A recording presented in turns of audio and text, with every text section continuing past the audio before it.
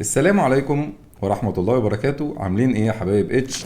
عامة النهاردة لو انت فوق ال20 سنة ومش حابب تكون بطاريتك كل شوية تفضى وتشحنها زي بطارية الموبايل، وخايف حتى من المستقبل ان انت تكون ما عندكش انتصاب قوي او ان انت عندك سرعة قصف، الحلقة دي ليك، لان انا هقولك على مجموعة من المكملات الغذائية السحرية المهم لازم تكون عارف فوائدها عشان اذا كنت انت هتحتاجها حاليا او حتى في المستقبل.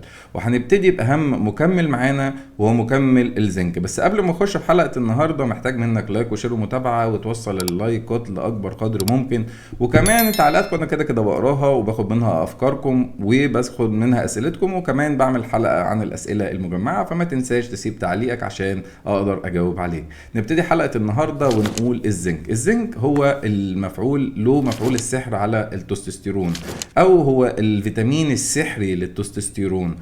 بيعمل ايه الزنك ده يا شباب؟ الزنك بكل بساطة هو من الحاجات اللي بيتغذى، اللي لو جسمك حس بانه مش موجودة في الدم عندك بتلاقي ان انت بتخش في مرحلة كده عامل زي مرحلة التوفير، فبتلاقي حتى العلاقة انت موفر فيها. فالزنك هو اللي بيخلي التستوستيرون يزيد عندك، وبالتالي بتزيد الرغبة، وبالتالي بيقوي انتصاب طبعا، لان انت لو انت رغبتك قلت حتى لو في العلاقة الانتصاب بيقل يا صاحبي. فبالتالي لازم يكون الزنك عندك معدله كويس جدا ولازم تحافظ عليه. وما ننساش ان احنا قلنا بعد سن ال30 الزنك بيقل او التستوستيرون بيقل بنسبة 1% سنويا. كمان الزنك بيزود الحيوانات المنوية وبيحافظ على يعني تقدر تقول الصحة بتاعة الحيوان المنوي، فبالتالي تقدر تخلف. وده أول مكمل معانا. وخش على المكمل التاني. المكمل التاني معانا هو فيتامين د، واحنا بنسميه فيتامين الشمس. ليه يا معلم بقى؟ لأنه بدل ما انت هتطلع وتحط مخدة وسريرك تفرشه عشان ان انت تاخد لك حمام شمس، ففيتامين د هو الفيتامين اللي هيديك نفس جرعة اللي انت هتاخدها من الشمس، وكمان هيعمل لك كالآتي: ان انت بتلاقي نفسك عندك خمول. نقص فيتامين د عندك بيسبب ان انت خامل، ما مش عندكش اي رغبة خالص في العلاقة، وكل ما كان فيتامين د في معدله الطبيعي فطبعا توقع انتصاب قوي، علاقة قوية، رغبة شديدة. فبالتالي لازم تحافظ على فيتامين د، ومن الفيتامينات المهمة. يبقى احنا قلنا الزنك ودال، ويلا بينا نخش على المكمل رقم 3. الارجينين 1000 مللي جرام. ده مش اسم روبوت او اسم كائن فضائي خالص، ده مكمل اميني او حمض اميني. مهم في ايه؟ ده بيشتغل بالظبط زي السباك في الاوعيه الدمويه، كمان بيوسع الاوعيه الدمويه، فبيخلي عندك حجم السحلبوس بتاع حضرتك كبير، فبيكون مهم في الضخامه. كمان بيكون بيزود انتصاب، وبيزود ان انت بتكون تقدر تطول في فتره الانتصاب دي، فبالنسبه فهو مفيد جدا للناس اللي هي عندها فقد انتصاب اثناء العلاقه. فالارجينين 1000 مللي جرام طبعا لا غنى عنه. بس ما تنساش ان هو بيحتاج شرب ميه كتير. ليه؟ لانه اي حمض اميني او اي بروتين محتاج ان انت تشرب ميه كتير عشان يقدر الجسم يستفاد منه اقصى استفاده. ونخش على المكمل الرابع ونعرف ايه هو. فيتامين ب مركب طبعا هو من اهم المكملات، وده المكمل رقم 4 في حلقه النهارده. ده عبارة عن البنزين اللي بيحرق الأعصاب والضغط والتوتر، بلس إن هو مش بس بيخليك هادي، أو أنت التشنجات اللي بتكون عندك أو القلق والتوتر اللي بيكون عندك قبل كل علاقة بيخليك واثق في نفسك جدا، كمان بيخلي شدة السحلبوز عافية، فبالتالي بيكون عندك قوة في الانتصاب برضه أثناء العلاقة. يبقى احنا قلنا يا جماعة الحاجات اللي بتزود رغبة، واكتب الكلام ده في ورقة، والحلقة دي من الحلقات اللي انت لازم تحفظها عندك، لأن مش هتلاقي حد بيقولك الاسرار دي قوي غير اللي حابب واللي بيكون منضم لعيلة اتش. نخش بقى على الخامس والسادس مع بعض، لان ده اسمه الكومبو الافريقي. يعني ايه الكومبو الافريقي؟ يعني لو عايز تعمل واحد نسكافيه افريقي محترم لازم بتكون واخد الاتنين كومبو دول، اتنين طبيعيين جدا وجايين من الغابات الافريقيه. مين هما؟ تونجات علي مع الفادوجايا. التونجات علي والفادوجايا مع بعض اومبليكس دبرياج بيخلي عندك واحد سحلبوز عافي. ليه بقى؟ نخش ليه؟ لان تونجات علي هي بتزود التستوستيرون طبيعي، والفادوجايا بتزود الثقه والرغبه. يبقى انا عندي النهارده تستوستيرون، قلنا فايدته مع الزنك انه بيخلي عندك انتصاب قوي ورغبة تملي في انعمال العلاقة، وكلما زادت الرغبة كلما زاد الانتصاب او قوى الانتصاب. وكمان قلنا في موضوع الرغبة نفسها بتخلي انتصابك ان انت حابب ان انت تعمل علاقه، ومادام حابب تعمل علاقه يبقى الهرمونات هتفرز، بقى الهرمونات افرزت يبقى الرغبه موجوده، يبقى في انتصاب قوي، يبقى هنعمل علاقه كويس.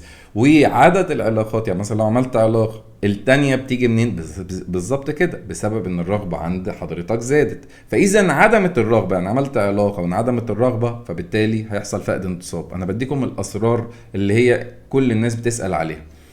تاني شيء، لو احنا اتكلمنا على واحد تاني يقول لك لا ده انا بعمل علاقه وبعد العلاقه بشويه بعمل، ده عنده الرغبه عاليه جدا، يعني تستوستيرونه عالي جدا، تمام. يبقى قلنا المركب الافريقي او المكمل الافريقي السحري ده تونجات عالي مع فادوجاي، الاتنين مع بعض بيكملوا بعض، واحد بيزود تستوستيرون، التاني بيزود الرغبه والثقه اثناء العلاقه. ونخش على المكمل رقم كام؟ احنا قلنا خامس وسادس، يبقى رقم 7. بصوا يا شباب، لازم تبقى عارف انه لازم جسمك بيحصل فيه عمليات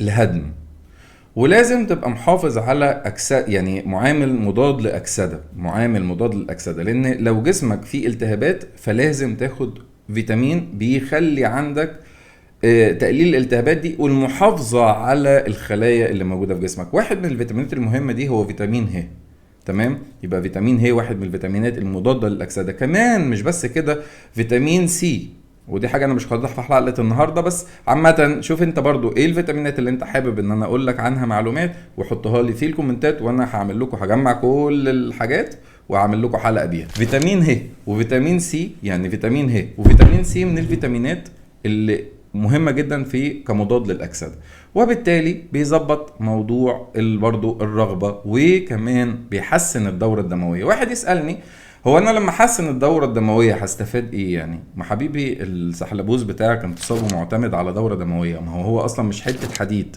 يعني هو مش حته خشبه، فاهم؟ هو مش بالونه هننفخها فهيروح مطول مثلا معاك 10 سم فتقول لا انفخه زياده كمان فيبقى 12. لا خالص، هو الفكره كلها ان هو عباره عن اوعيه واعصاب. هو بس السحلبوز عباره عن حاجتين اتنين، اوعيه واعصاب.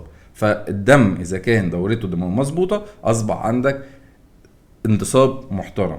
عندك مشاكل في الدورة الدموية عمر ما هيكون عندك انتصاب محترم، خدها قاعدة، تمام. نخش بقى على حاجتين مش بس هيعتمدوا على المكملات الطبيعية، لكن هقولك عليهم حالا. انا حاسك لسه لا عملت لايك ولا كومنت ولا بتاع. يا حبيبي لايك وكومنتك واشترك في القناة واتفرج على الفيديوهات السابقة اللي فيها الحاجات والضرب النار. وخلي بالكم في حلقة جاية مهمة جدا على مدمن العادة وليلة الدخلة. الفيديو ده مهم جدا جدا جدا. هتكلم على مدمن عادة وداخل على ليلة الدخلة يعمل ايه، يعني يحضر نفسه ازاي في قبل الموضوع ده، ولو هو خاطب وفاضل له سنه على الدخله يعمل ايه مدمن عاده سريه في القصه دي. لو حابين طبعا اكتبوا لي في الكومنتات والتعليقات. اخر حاجه، العقل السليم يا اخوانا في الجسم السليم، والعكس صحيح. الجسم السليم بيكون له فيه عقل سليم، ده منطقيا، يعني ما تلاقيش واحد جسمه سليم كده وصحي وبياكل وتلاقي غبي، يعني لازم الاثنين بيكملوا بعض. تلاقي مثلا في واحد جسمه قوي وغبي بتلاقي برضو ملامحه باينه عليه. لكن العقل السليم في الجسم السليم. وجماعة العلاقة مش بس عبارة عن يعني بومب طخ وخلاص خالص. العلاقة محتاجة مزاج، والمزاج ده بيجي من روقان البال، وروقان البال بيجي من اكل صحي، والاكل الصحي بيعمل جسم صحي، والجسم الصحي بيخلي عندك انتصاب صحي، وهكذا. فهي دايرة مربوطة ببعضها. فالرياضة مهمة والاكل مهم. يبقى الحاجات اللي احنا قلنا مهمة طبعا، بس الرياضة مهمة والاكل، يعني ما عندكش رياضة الاتنين مع بعض اكل وبتاعات مش هيكملوا معاك، مش هيزقوا معاك. الرياضه مهمه. الرياضه مهمه ليه؟ لان بتحسن لك الدوره الدمويه، بتنشف اعصابك، بتخليك ذكوري اكتر، التستوستيرون بيبقى افرازاته افضل، فبالتالي مع المكملات تحافظ لك وتزود لك، تحافظ وتزود. المهم في نهايه الحلقه انا حابب اقول لكم بشكركم طبعا على كمية الكومنتات الجميلة. لو عندك اي استفسار تقدر تكلمني على المنصات الاخرى زي الانستجرام، هتلاقي عندك في الروابط اللي موجودة سايبها لكم، تقدر تتواصل معايا وتسألني عن اي استفسار. طبعا ما تنساناش في افكاركم في كومنتاتكم. بشكركم وبحبكم، واتمنى ان شاء الله تكون الحلقة عجبتكم ونالت اعجابكم. مع السلامة.